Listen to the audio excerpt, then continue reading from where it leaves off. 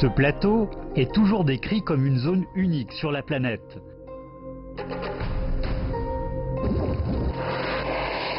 De hautes montagnes enneigées,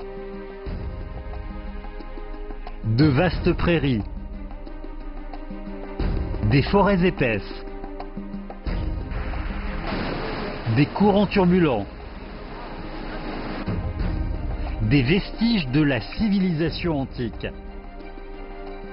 des temples et monastères du bouddhisme tibétain. Depuis des siècles et des siècles, les habitants locaux transmettent une civilisation unique de génération en génération. Ce que nous allons raconter, ce sont des histoires des gens ordinaires sur cette terre. La foi enracinée les a dotés d'une bonté naturelle. La lutte contre un environnement difficile leur a donné une grande persévérance. Face aux opportunités de la nouvelle ère, ils sont encouragés par les rêves et les défis. Voici leurs histoires qui se passent sur cette terre en plein changement.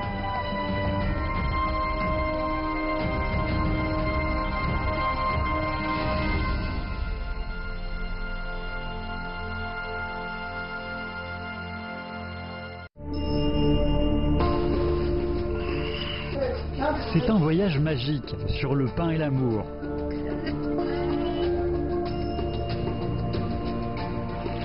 C'est l'histoire d'un cycliste venant de la région rurale du Tibet qui termine sur le podium.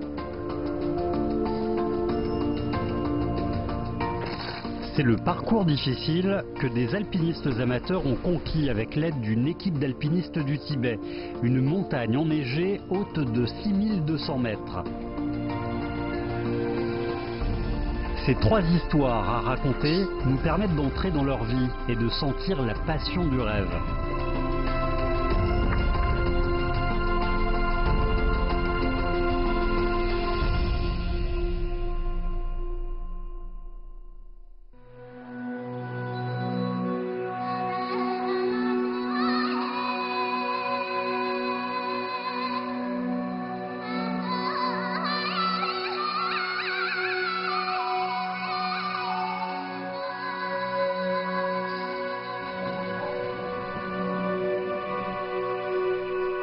Alors qu'il fait déjà noir dans des villes de l'est du pays, à Lhasa, le soleil commence juste à tomber.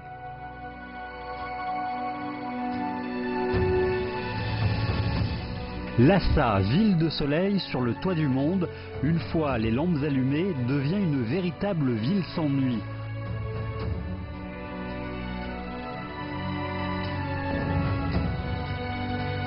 La boulangerie tibétaine à Khöding se prépare à la plus grande affluence de la journée.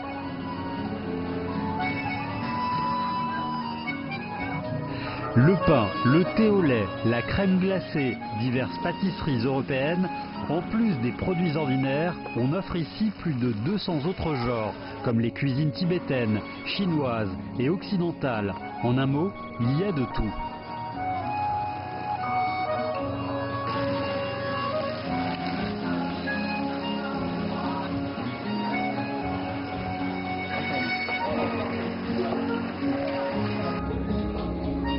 Les patrons de ce restaurant sont un jeune couple. Pasant Tsering est un ancien danseur et chorégraphe. Celle qui se tient sur la scène est sa femme, Man Shin-wei, une fille de l'ethnie Han venant de la province du Guizhou. Le nom de la boulangerie à Khöding est juste la transcription phonétique du nom de l'instrument dont elle joue, l'accordéon. La nature artistique de ces deux personnages fait de cette boulangerie un lieu peu ordinaire.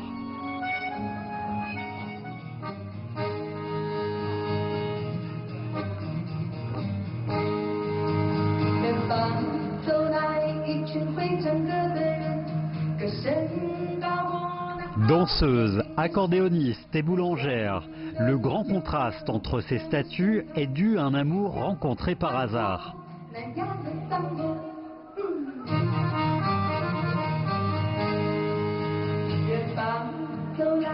En 2006, Man Xinwei, chanteuse courant le cachet à Beijing, a reçu une invitation à la fête du Lozar.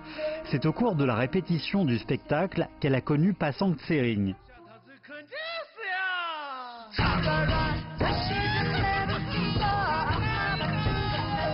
就是我第一次见到他的时候，我就觉得，牙齿那么白，鼻子那么高，眼睛那么小，而且这个长相在我的审美里面，我认为叫帅。然后从内在里面来说，我从来没有碰见过那么单纯的一个人，真的，这是我说的真心话。 Après la fête, Man Xinwei est retourné à Beijing. Depuis lors, ils se sont rencontrés par hasard dans plusieurs spectacles. 那我就给满星打电话了，哎，满星，要不你过来吧？他说好吧，他就过来了，带了23个编织袋，所有家当嘛，我们就结婚了。后来我妈妈说，第一次看到满星，就心里有一种感觉，说以后这个会不会是媳妇儿？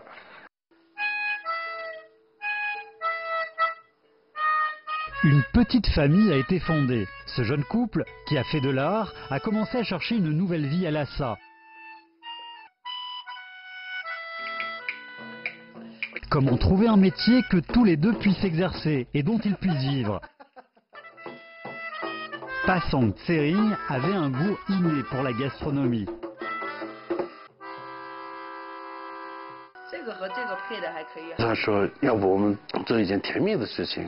说什么甜蜜？他说搞蛋糕啊、甜点这些甜蜜。我说好嘛，就这样，我就去学蛋糕面包去了。 Dès lors, pendant 3 ans, Pasang Tsering a fait des allers-retours entre Lhasa et Chengdu pour apprendre la pâtisserie. Pasang Tsering semble avoir une intelligence innée pour la gastronomie. En 2009, leur première boulangerie a été ouverte à Kelsang-Inca. Pour Pasang Tsering et Man Xinwei, cette petite boulangerie est l'incarnation de leurs efforts. Ils la considèrent comme leur fille aînée. 2009年的8月7号那天。 早上点火仪式，下午我们女儿就生了，所以呢，就是阿可丁就是我们俩的大女儿，然后我们家安拉姆就是我们2女儿。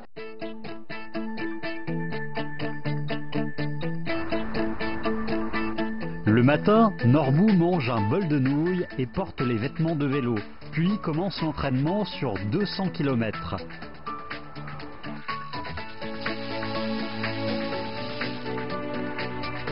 Norbu, âgé de 26 ans, est un cycliste amateur. Parmi ceux qui s'entraînent avec lui, en plus des camarades du club, il y a aussi des amis que Norbu a connus sur les réseaux sociaux.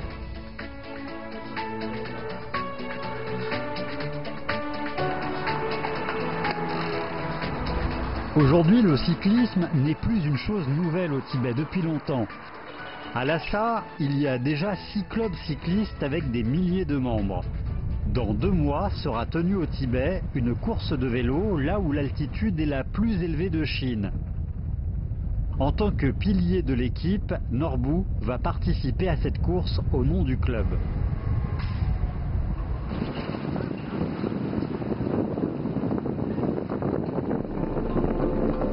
La montagne de Seraoudzi, dans la banlieue nord de Lhasa, est le lieu d'entraînement quotidien de Norbu.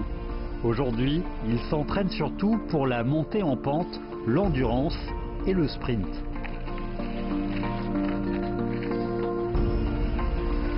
L'entraînement avant la course est intense et difficile.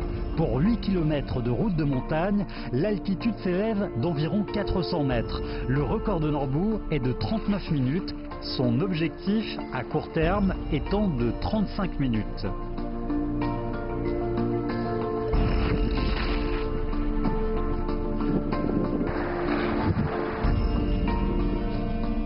Assis au sommet de la montagne, on a une vue panoramique de la ville ancienne de Lhasa. Tout au long de l'été, Norbu se prépare dur à la course. Il attend le moment, dans 2 mois, où il montera sur le podium.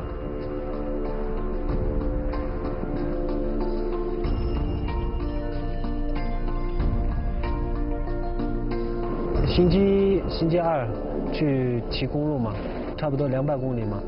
然后星期5和6就选一个山地越野，骑个3、4趟。它路程短，但是它是强度很高的那种加强训练。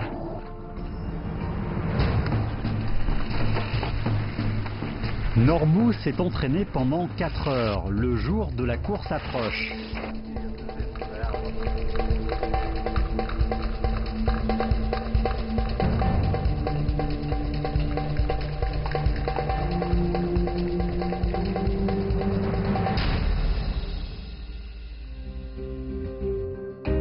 Ce genre de pain, qui a une apparence étrange, est le produit le plus populaire de chez Akeding. Son nom complet est pain tibétain Akeding à l'orge noire en forme de bouse. L'orge noire est l'ingrédient principal et l'idée de bouse est une création originale de Pasant Tsering.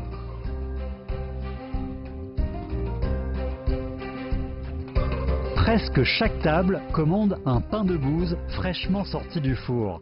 Pasant Tsering dit que c'est le pain de bouse qui a conféré la vitalité à Akeding.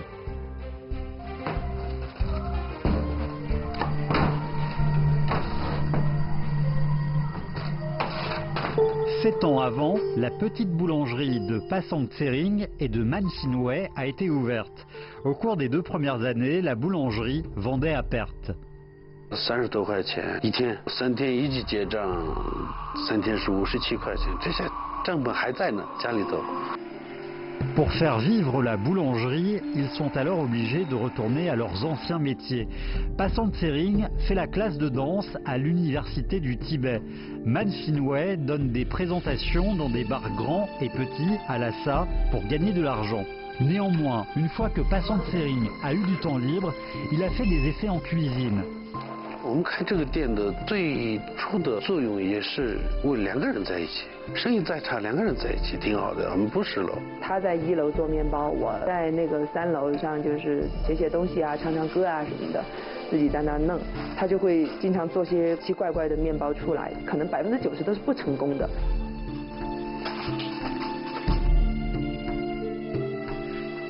Un jour, Mansinway a entendu Pasant Tsering chanter dans la cuisine en bas. 第一炉出来就是一堆都很可爱的牛粪面包，那个上面还有一个小核桃，它点缀在那个牛粪面包的上面啊，我觉得特别好玩。我们俩就经常开玩笑，我们就说一个跳舞的人做的面包里面肯定有舞蹈细胞。这款面包就叫牛粪面包。 为什么？这样的话，我有很多的机会给来我这里的人介绍我们藏族的生活。牛粪对藏族意味着什么？用来取火，用来房子的保暖。牛粪烧完的这个灰烬，经过一段时间以后，又变成了宋青稞的肥料，然后牛又会去吃长起来的那些东西，所以它其实是一个循环链。 Une forme étrange, une texture rude, un goût familier. Une fois inventé, le pain de bouse, fabriqué à base d'orge noire, a donné à Pasant Tsering et à Mansinway une grande surprise. 开业那天，6000多块钱，把我吓到了！哇，一天可以卖6000多块钱，然后那边生意一直都挺好。 L'invention du pain de bouse à l'orge noire rend la petite boulangerie Akeding très dynamique. En fait, cet aliment qui a une apparence un peu inacceptable connote l'affectation de Pasant Tsering pour son pays natal.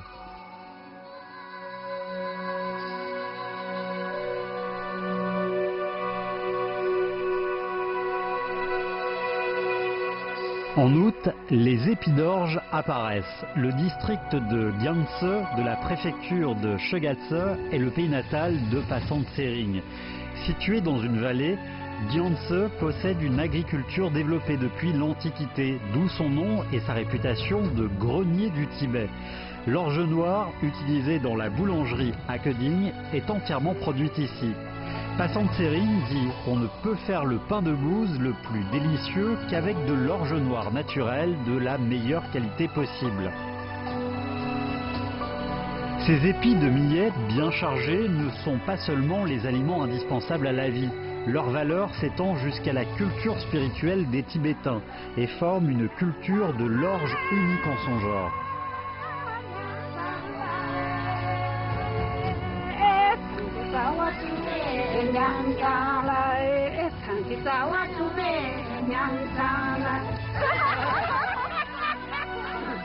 藏族的任何习俗里头都可以看到请客，就买个车也会在车里撒点请客，刚生下来的小孩也是，人走了也是，都是请客。藏族人就是吃请客长大的，天底下粮食里头最好的粮食。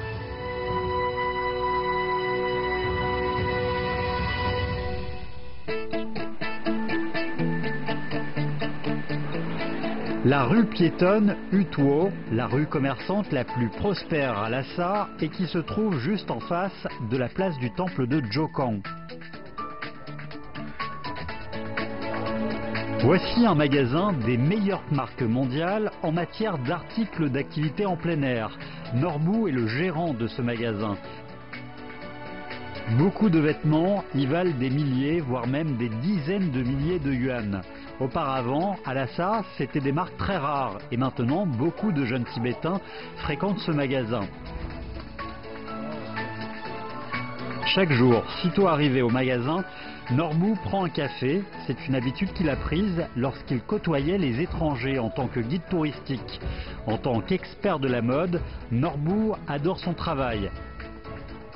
Quand il a du temps libre, Norbu allume son ordinateur pour voir des vidéos de diverses courses de bicyclettes. Il apprend les techniques des cyclistes professionnels en regardant leurs vidéos encore et encore.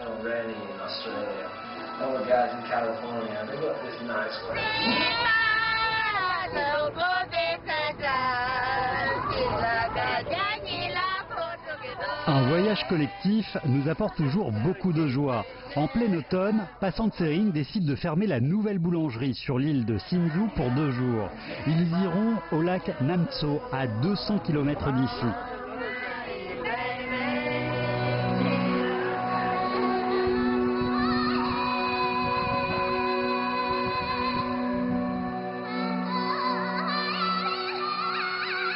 Selon la croyance des Tibétains, Namtso est un lac sacré qui a une âme. Marcher autour du lac, dans le sens des aiguilles d'une montre, est une tradition tibétaine transmise depuis plus de 1000 ans.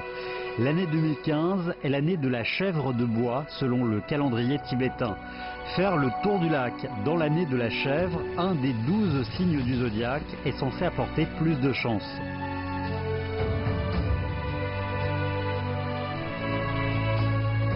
Le lac fait plus de 200 km de long périmètre. Beaucoup d'adeptes venant de loin prendront une semaine, voire même une quinzaine de jours pour réaliser dévotement ce long pèlerinage.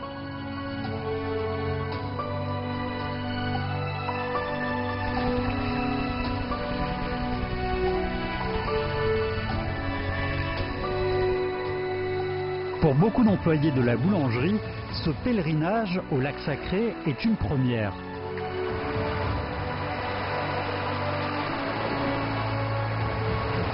Au bord du lac, il y a beaucoup de canettes de boissons et d'emballages alimentaires jetés par les visiteurs. Et se porter volontaire pour nettoyer ces déchets est une autre mission importante de leur voyage. Pasant Tsering dit que l'année dernière, quand il faisait le pèlerinage ici avec Mansinwe, cette idée lui est venue. Leur idée est très simple, tous les gens de n'importe quelle nation, de n'importe quelle croyance, doivent protéger la pureté et la beauté du lac sacré. «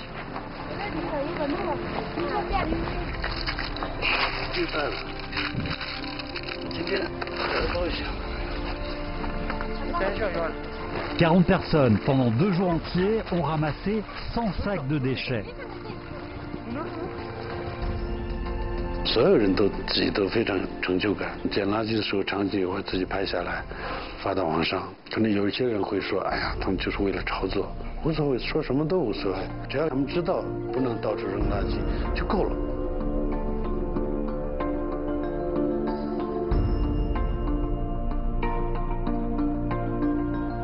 Sans qu'on s'en aperçoive, voilà qu'il a beaucoup neigé. Du jour au lendemain, la montagne de Nagen, au loin, s'est habillée de blanc. Pasang Tsering et Man Sin-Wei se sont mis d'accord pour amener plus de gens ici l'année prochaine. Chaque année, les nettoyeurs volontaires seront désormais une activité régulière chez Akeding.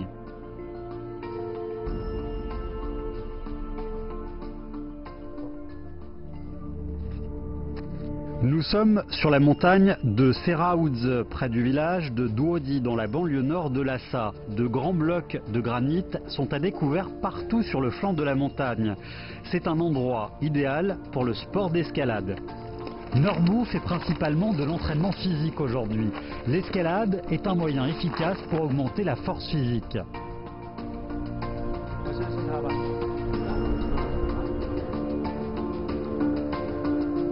En haut de la falaise est situé un temple abandonné. Au pied de la falaise sont dispersées beaucoup de reliques du temple.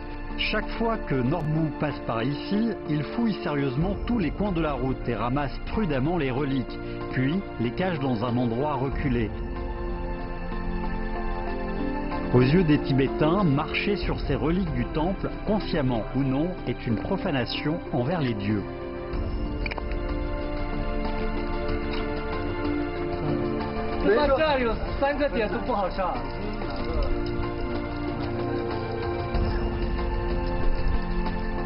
Pour faire de l'escalade, il faut une bonne flexibilité, un bon sens du rythme, ainsi que de la résistance et de la force. En fonction des hauteurs et des angles différents, on doit choisir calmement la ligne d'escalade, prendre des décisions et se déplacer. Ces entraînements sont très utiles pour un cycliste.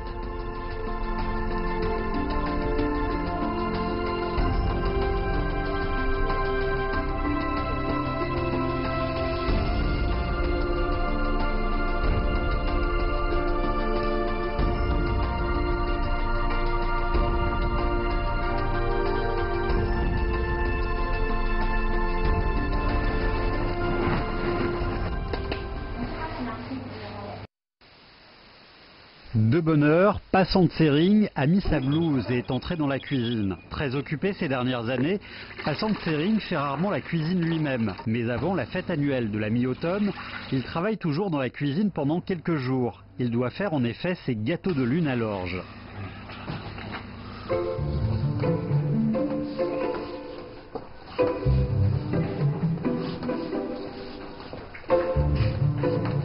Les Tibétains n'ont pas coutume de célébrer la fête de la mi-automne et de manger des gâteaux de lune. Mais ces dernières années, de plus en plus de Tibétains commencent à accepter et à aimer cette fête, qui revêt une bonne signification allégorique. Pasang Tsering dit que les gâteaux tibétains doivent montrer les caractéristiques des aliments tibétains. Une quantité proportionnelle de farine d'orge noire se substitue donc à la pâte de graines de lotus, de purée, de haricots rouges, etc. C'est la recette que Pasang Tsering a fini par trouver à travers un grand nombre d'essais. 然后给了些核桃啊、葡萄干啊，这些都是我很熟悉的味道，我父母熟悉的，我爷爷奶奶熟悉的，可能曾祖父、曾祖母喜欢熟悉的味道。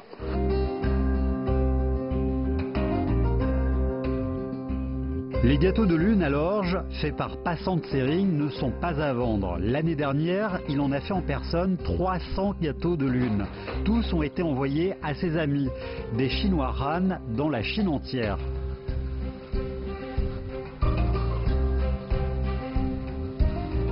内地的朋友是我真心的朋友，而不是说这是假情假意的朋友。既然他们有这个节日，那我就做个月饼寄过去，没有什么，也是我的祝福。”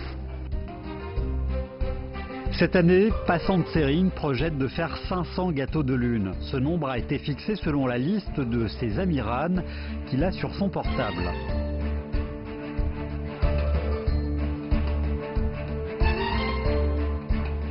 Puis, 就附赠一张小卡片，这卡片上一般我都只会用3个词，就是思念、分享、祝福。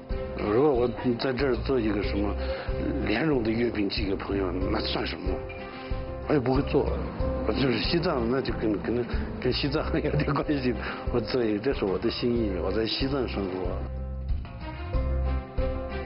Pasang Tsering ne cesse de faire des essais. La glace, faite à base d'orge tibétain, a déjà été mise en vente chez Akeding.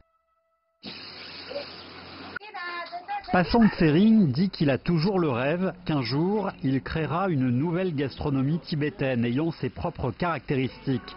Ça serait vraiment merveilleux.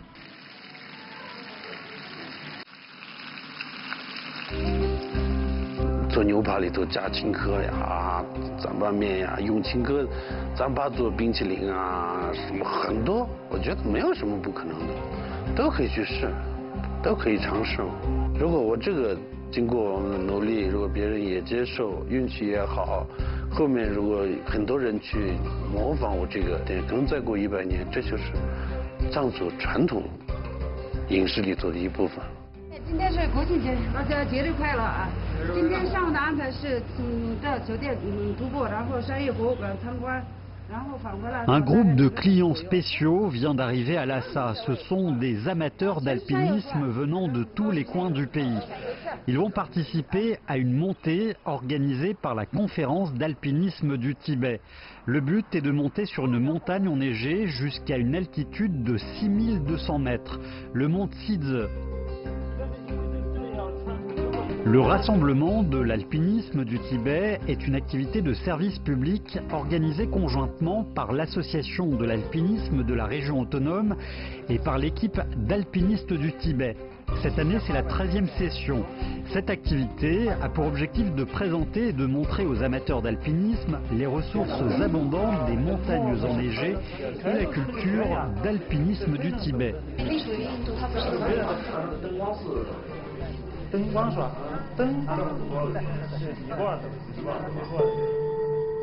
À 80 km au nord de Lhasa, la base d'entraînement de Yangpachen est le camp de base de l'équipe d'alpinistes du Tibet. La conquête du mont Tsidze commence par ici.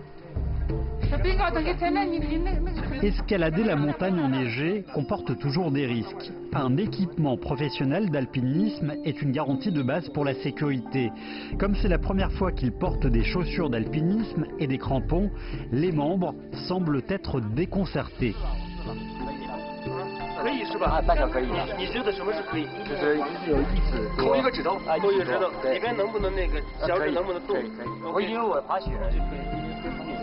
Ceux qui leur donnent l'exemple et les aident à ajuster les équipements sont les 13 coachs de l'école d'alpinisme du Tibet.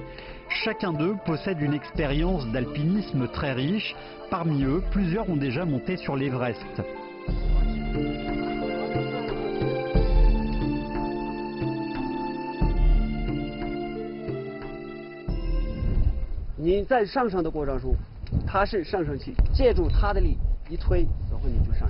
À l'intérieur de la base d'entraînement, il y a une paroi rocheuse artificielle qui a été construite en imitant le relief de la montagne enneigée.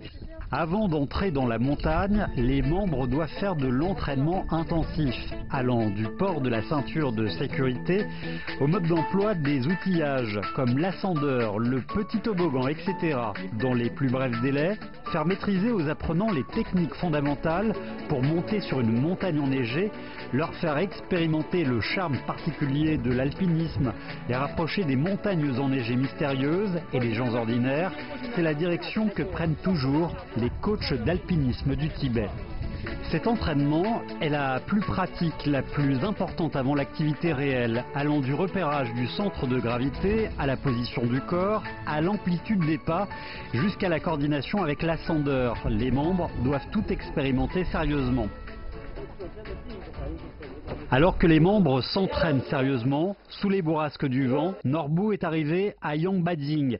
Le cross-country est une compétition importante organisée par le rassemblement de l'alpinisme du Tibet. La course que Norbu attend depuis longtemps se tiendra demain.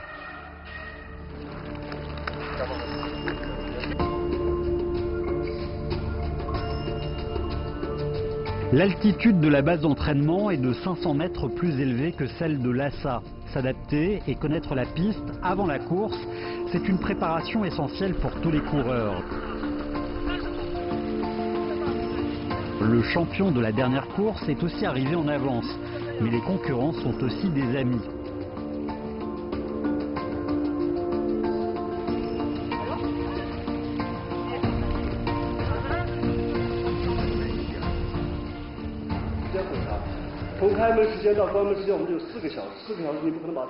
Le comité d'organisation s'installe dans une grande tente provisoire. Le patron de Norbu, Gao Fan, et d'autres amis viennent exprès ici pour l'encourager.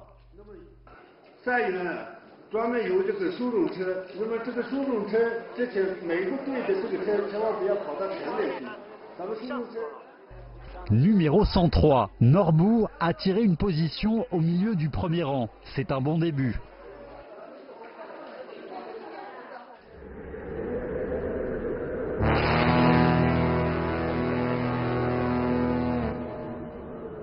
Du camp de base de Yangbading vers le nord-ouest, on peut voir le sommet de la montagne aux neiges éternelles. C'est le mont Tizi qui culmine à 6206 mètres. Cette nuit, dans l'équipe d'alpinistes, beaucoup ne peuvent pas dormir. Demain, qu'est-ce qui les attend ?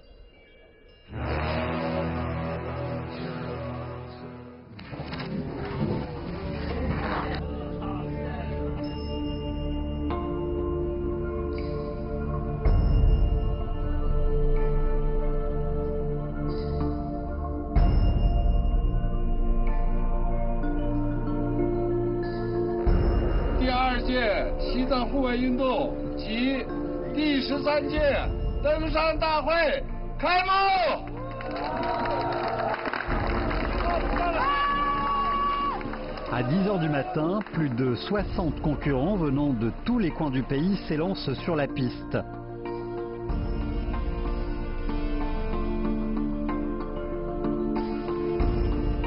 Le cross-country, le plus haut de Chine, un parcours de 44 km en tout.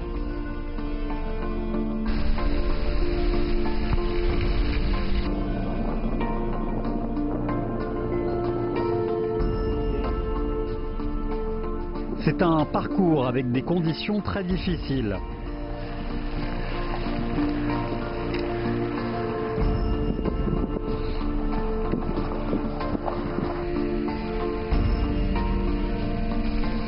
Nous sommes en octobre sur le plateau tibétain et voilà qui se met à souffler un vent de force 5 ou 6. Les concurrents doivent pédaler contre le vent.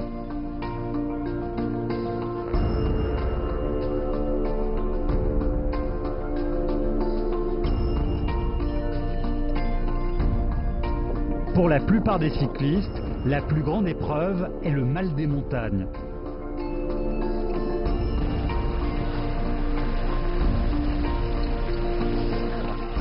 Mais cela devient le plus grand avantage pour Norbu. Dans cette équipe, il y a un grand nombre de cyclistes professionnels. Au contraire, Norbu n'a jamais fait d'entraînement professionnel. Pour pouvoir distancer les autres, de grandes épreuves restent à venir.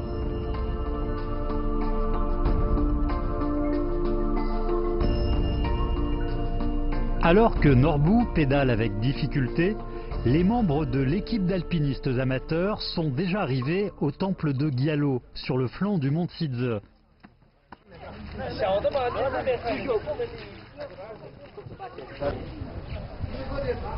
C'est un temple de bonzès du bouddhisme tibétain. Le terrain vague devant le temple est utilisé comme point de transit pour le matériel de l'équipe d'alpinistes. Les bagages des alpinistes sont transportés ici par camion. Le reste de la route de montagne est impraticable. Des dizaines de villageois des environs sont donc réunis pour transporter ces bagages au camp de base plus haut.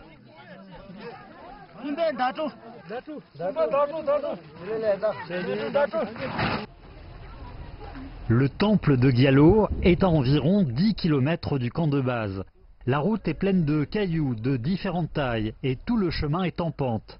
Sans l'aide des villageois, les membres de l'équipe ne pourraient venir à bout de cette terrible montée.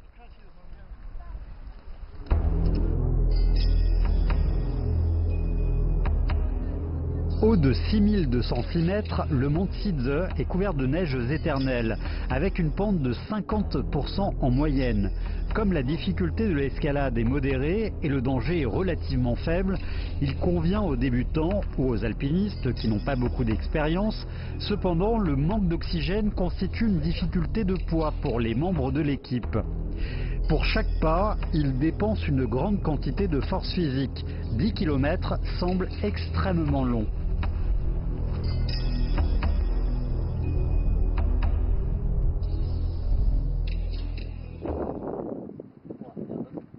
Sur la piste accidentée, Norbu pédale depuis 2 heures. Il est à présent à moins de 3 km du point final. Celui qui avance côte à côte avec lui, c'est le dernier champion, Wei Kuei. Ils ont déjà distancé les autres concurrents. Ce cross-country devient une course entre deux amis.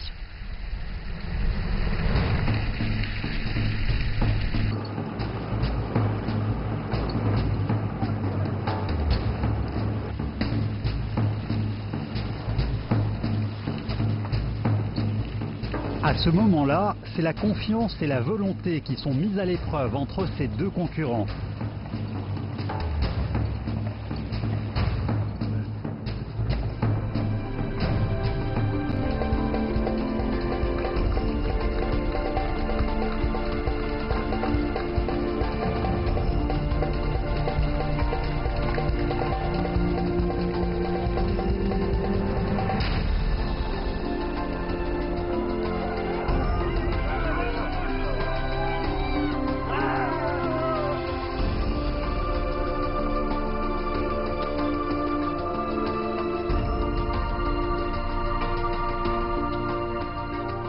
C'est la première fois que Norbu monte sur le podium. C'est le moment dont il a tant rêvé. Pour réaliser ce rêve, il a tout donné 6 longues années.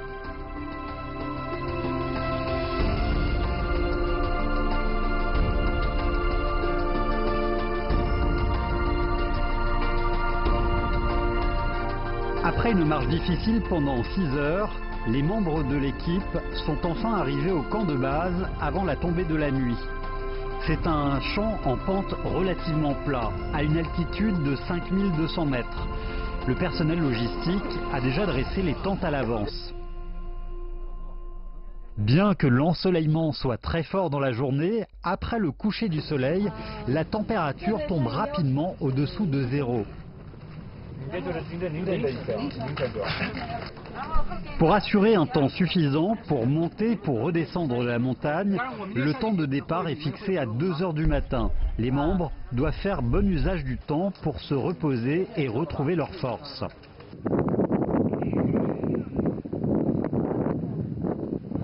En pleine nuit, la température baisse de plus en plus. Certains membres, qui souffrent particulièrement du mal de montagne, commencent à avoir mal à la tête et à vomir. C'est une nuit très difficile à supporter.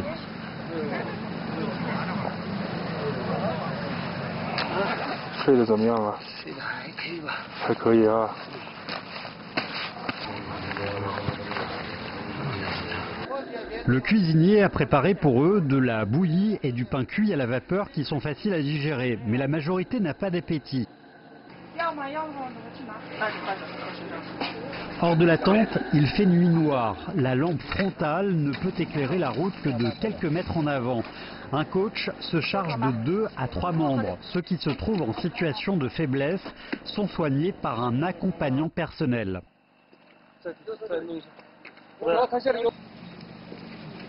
Avec de grosses chaussures d'escalade, la troupe avance péniblement.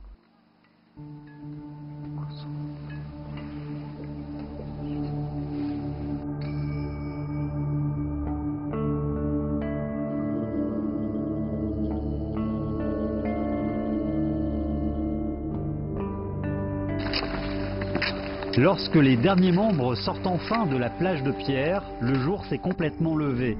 Devant eux se présente une pente de glace à 90% environ. C'est le passage obligé pour monter sur le mont Tzize.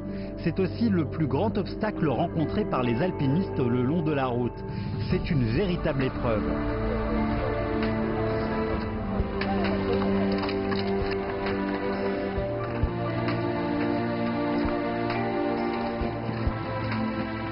Enfonçant leurs crampons avant dans la glace, ils se déplacent peu à peu vers le haut.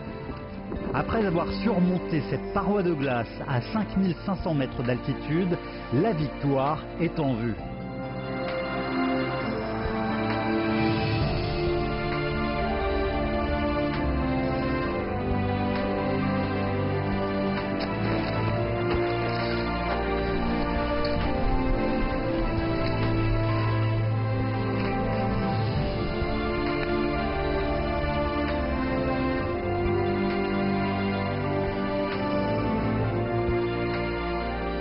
Enfin, après environ 10 heures de marche et d'escalade, avec l'aide des 13 coachs, les 33 membres de l'équipe ont tous réussi à gravir le sommet du mont Tzize.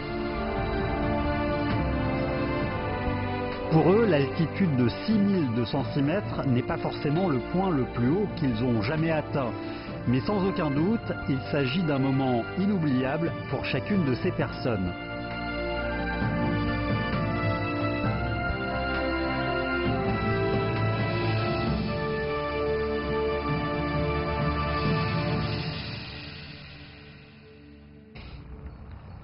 Avec la joie et la gloire, Norbou est rentré dans son pays natal. Face au père qui a été absent de chez lui pendant si longtemps, les enfants semblent un peu distants. C'est une maison chaleureuse et confortable. Norbou dit que partager de la joie en famille est le plus grand bonheur pour lui.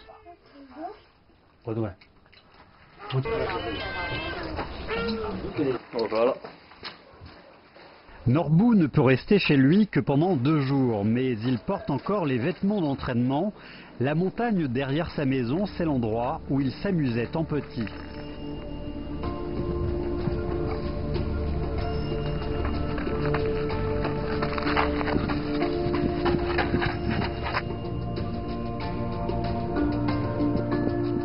S'il fait beau, du versant de cette montagne, on peut voir la ville à quelques dizaines de kilomètres. Norbou dit qu'un jour, il sortira du Tibet pour participer à plus de courses de haut niveau. Il veut dire à plus de gens que les jeunes Tibétains peuvent aussi devenir des champions de cyclisme.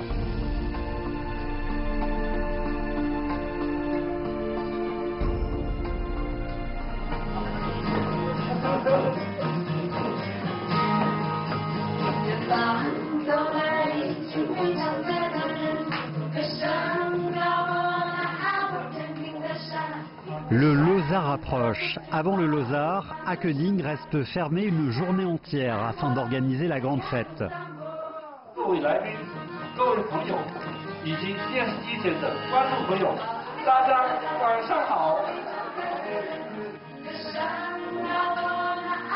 Tous les employés sont présents. Ils chantent et dansent à cœur joie de la façon la plus authentique, la plus directe et la plus chaleureuse. Ils expriment leurs émotions. C'est la joie qu'ils ont au fond du cœur et c'est aussi leur vœu pour l'avenir. 感恩时光，感恩上苍给了我们这个当人的这次机会，感谢老天爷，我也能受青稞，时光多美好，我可以做面包，我父母健康，爱人健康，小孩健康。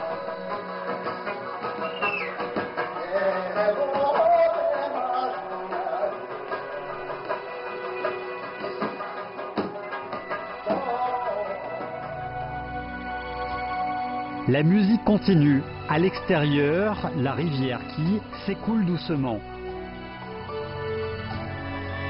La rivière qui est appelée Kichu en tibétain, ce qui signifie rivière heureuse, aux eaux pleines de joie et bonheur.